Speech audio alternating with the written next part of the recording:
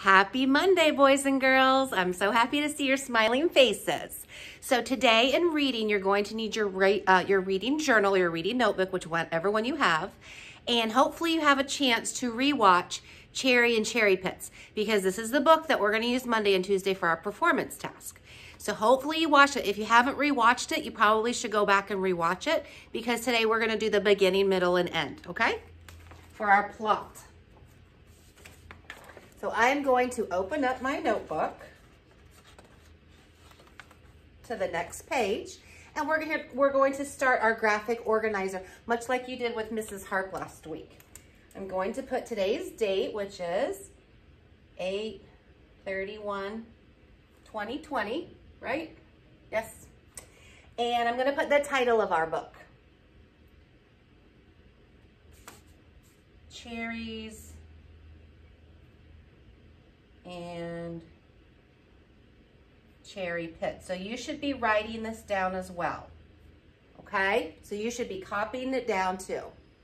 The reason why I've underlined it is that titles of stories and books are underlined. Okay, so this book is a little different than some of the other books that we've read that has more of a flow of the plot.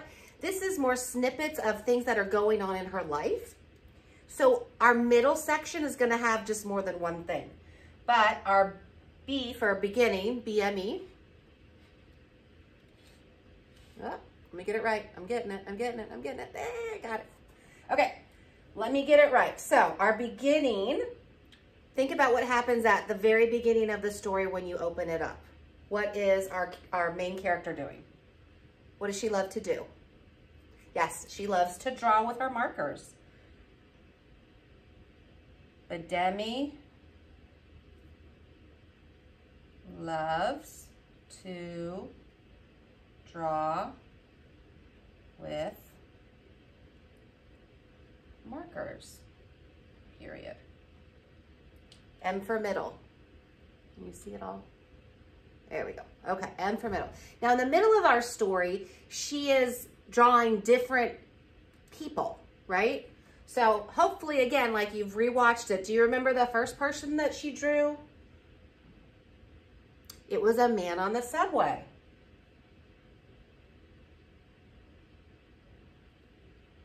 Subway man. And then who came next? The next character is a character that you had to visualize. That's right, it was the grandma on the train.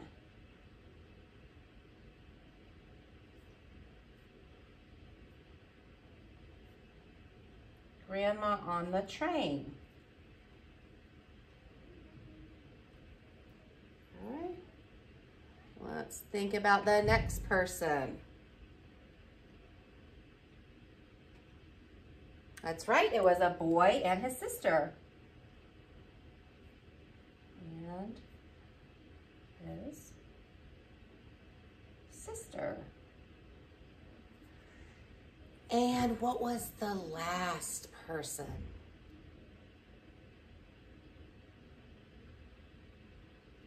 It was herself. Very good.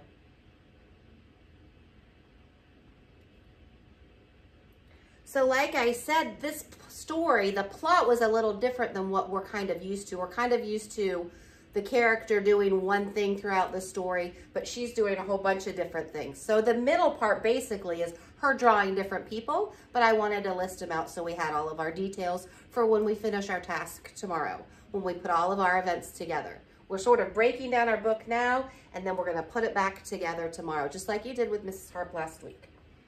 Okay, and what happens at the end of our story? What happens at the end of our story? She grows her cherry trees. Okay?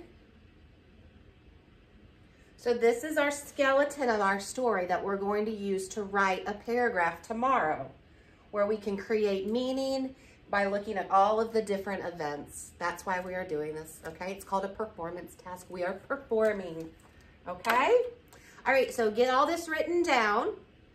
Hopefully, again, you've watched it. And then tomorrow, we'll use our graphic organizer, which is organizing our information, to write our paragraph. And we will do that together. See you tomorrow.